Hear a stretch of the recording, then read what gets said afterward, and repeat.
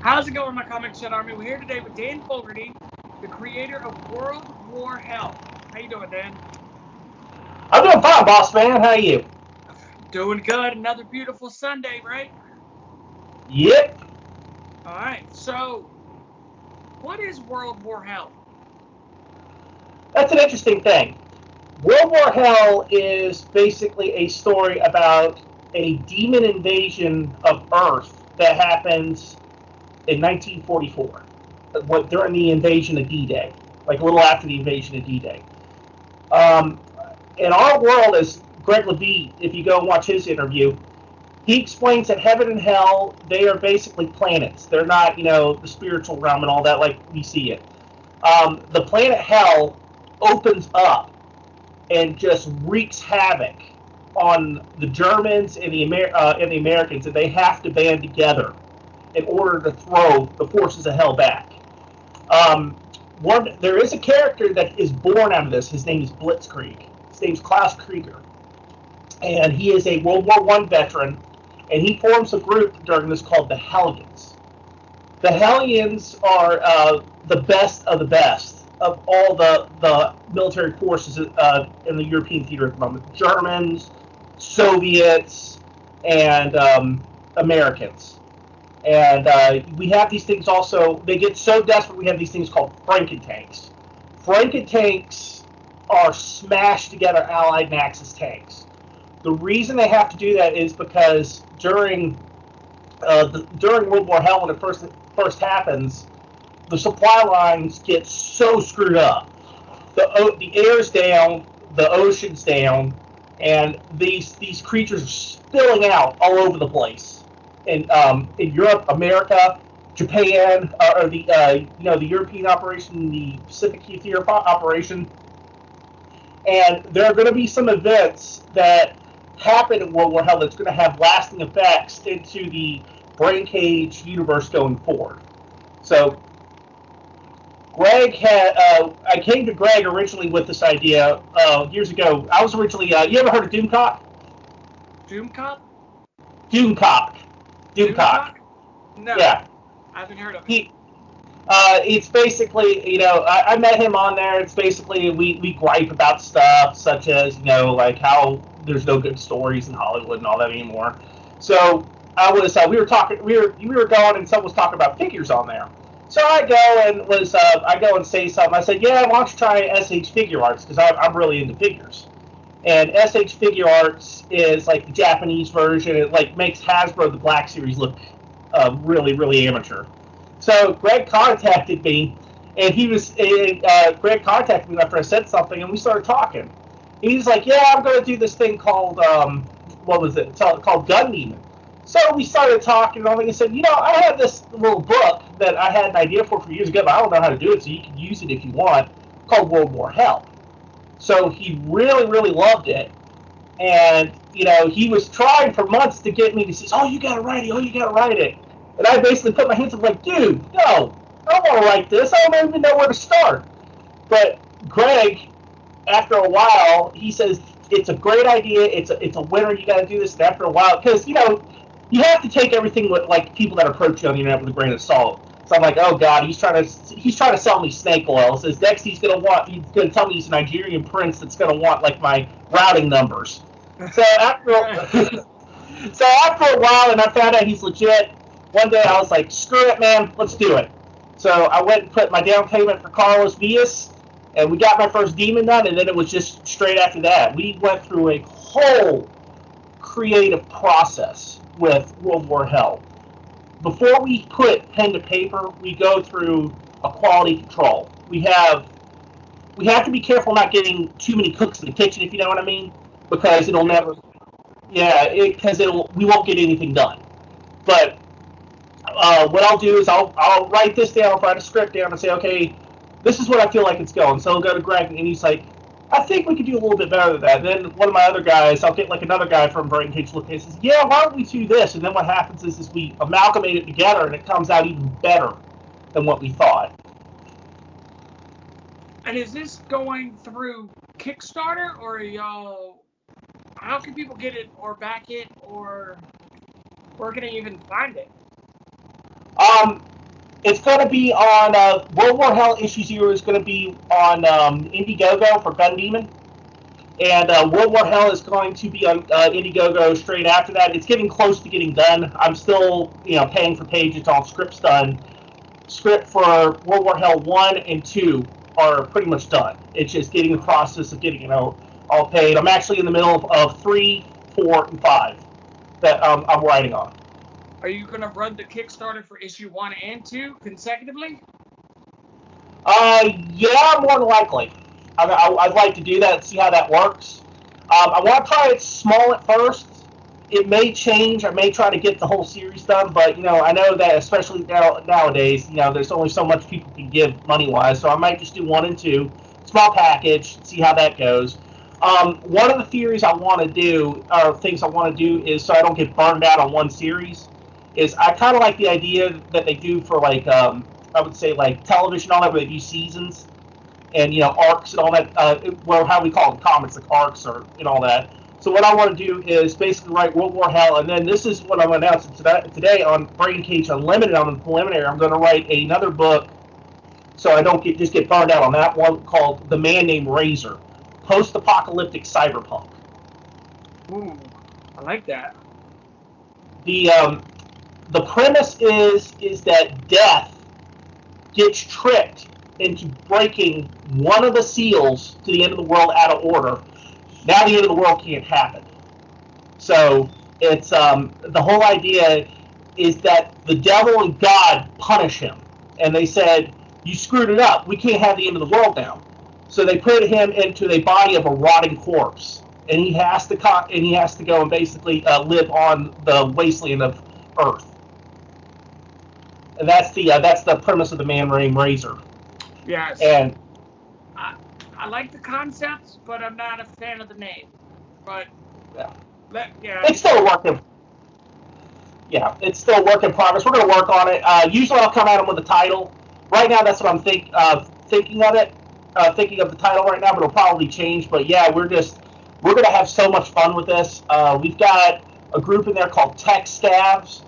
And their whole idea for Tech Scabs is they're so addicted to technology because it's like cyberpunk future. They have to have like internet and stuff like that, so they're constantly looking for internet and technology. And like how cyberpunk has all the technology and stuff like that, where they mix it with their arms and stuff. Well, in this, they mix. They go to places like junkyards and all that, and try to get like tech and all that put onto them, but it's all messed up. It's not right. It's like you'll see like old motherboards from like a 90s PC that they found from an old junkyard or a land pit or something like that that's been buried for years that they're just trying to mix on. Nice. But yeah, that's one of them, and I got another one that I'm still in concept phase. See, I basically go from concept to finding a title to writing. And then I gotta have one that's note taking. That's how I usually go. And the next one after that, I'm gonna go back to World War Hell Part 2, like the second arc of that, where we get into more, and that's gonna be where it really, really, really kicks off. That things get like from bad to worse in World War Hell. And you have these creatures. I know I've sent you a couple of the pictures of the creatures and all that, but you have these creatures that are destroyer demons. These things are monsters. Like they tower. And a Tiger tank and a Sherman tank ain't gonna cut it against this thing. It'll pretty much rip the turret off and use the damn turret as a bat. How big and strong these things are. These things are the creatures of World War Hell, the true embodiment of planet Hell. Constantly hungry, feeding, won't stop. They open up, they get on, they're like locusts on a crop. They get there and they feed. Okay. And that's what they do. And it's going to open up, and we've got what was it? We have Celerity the Huntress that's coming straight after that. It's going to be part of the Braincage continuity. And we have, as Greg explained before, we have the Braincage continuity, which we have certain sets of rules that we have to stick to. And if you have Braincage Unlimited, which is just go all out, no rules. You can put time travel and all that in there, but with Braincage continuity, no time travel, Let me see, no alternate realities.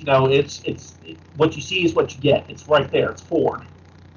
And I kind of like that. I like that before we started, we got these restrictions down, saying, hey, look, you said, if you want to get to this universe, you got to stay on track on this.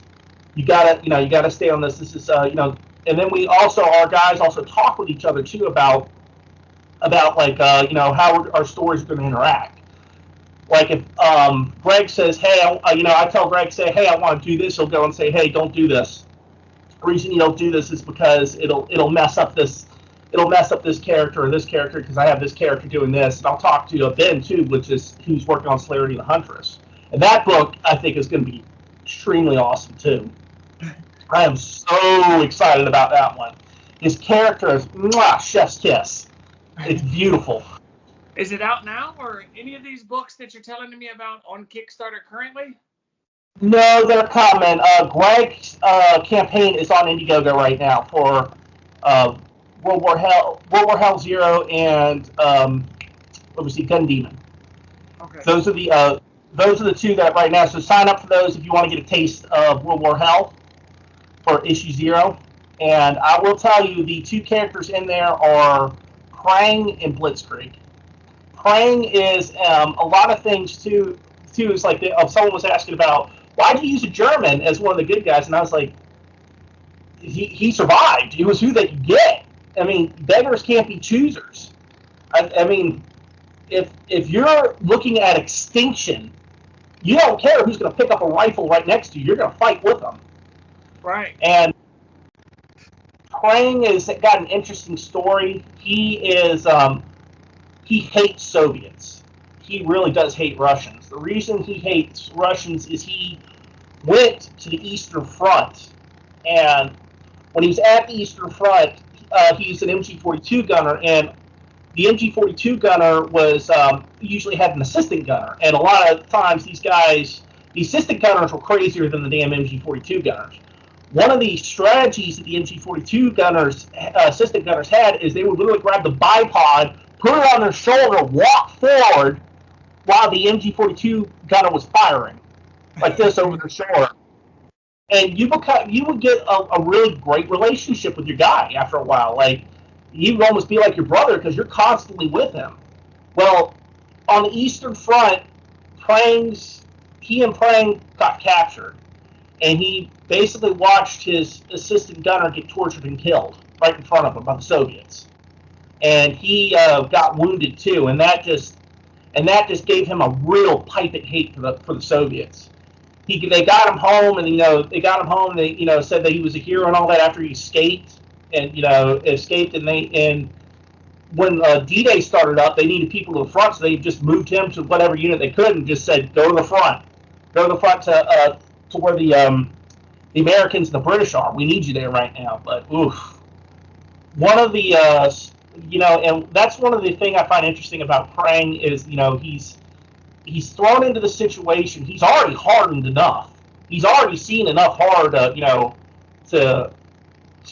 from just regular men to fill someone's head with nightmares for 2 or 3 lifetimes, and now he's got to deal with this.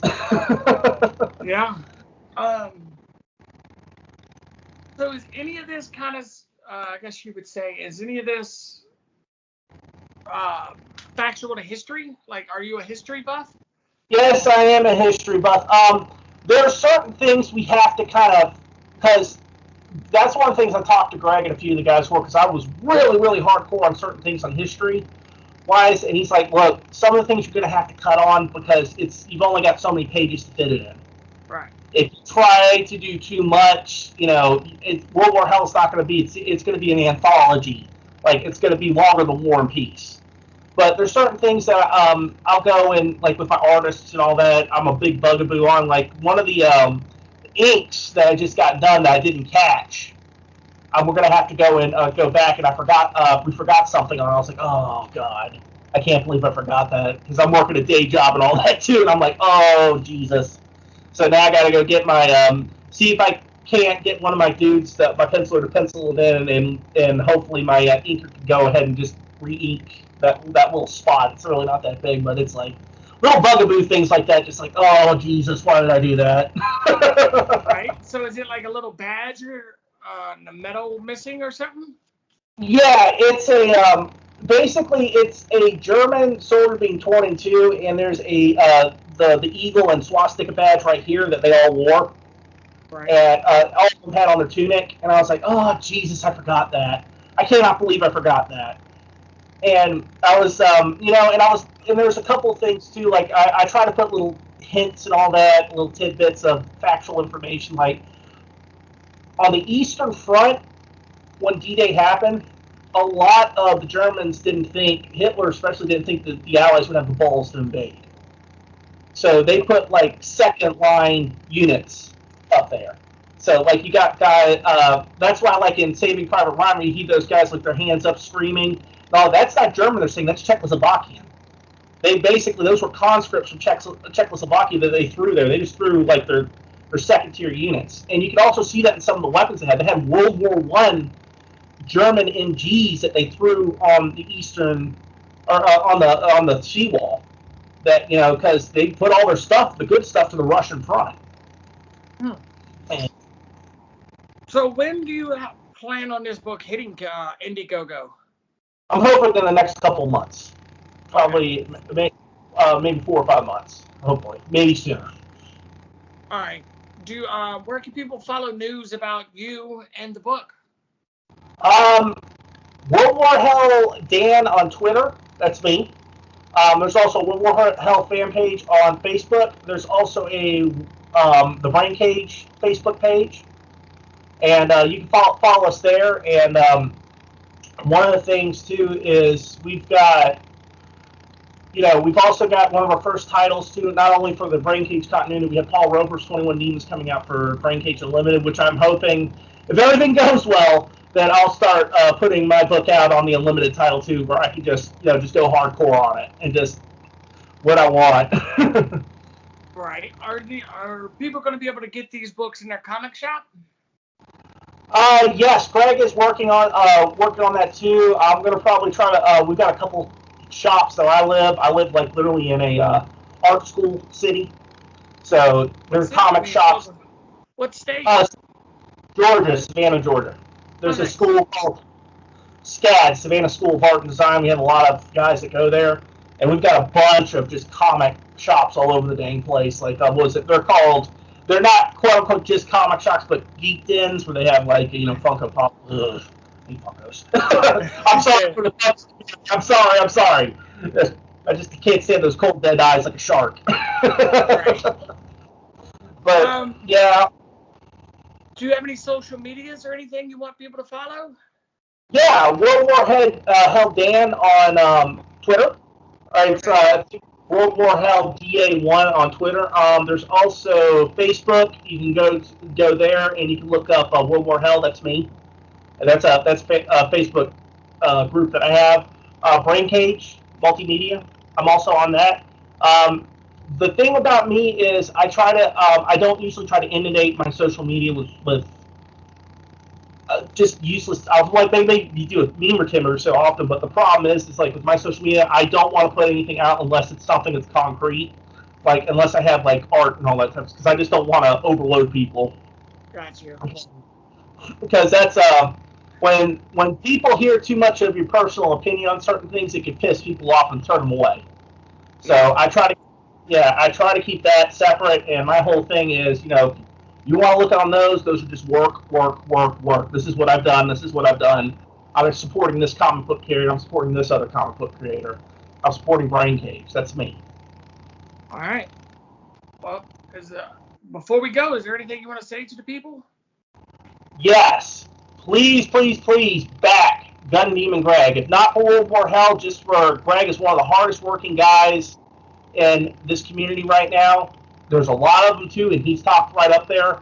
He's really put his heart and soul into this. Also, when Celerity starts coming out, give some love to Ben Phelps. He's going to have some good stuff coming out. And Paul Roper, my Braincage peeps. Really, I hope you guys really support them, and I appreciate any support that you guys give.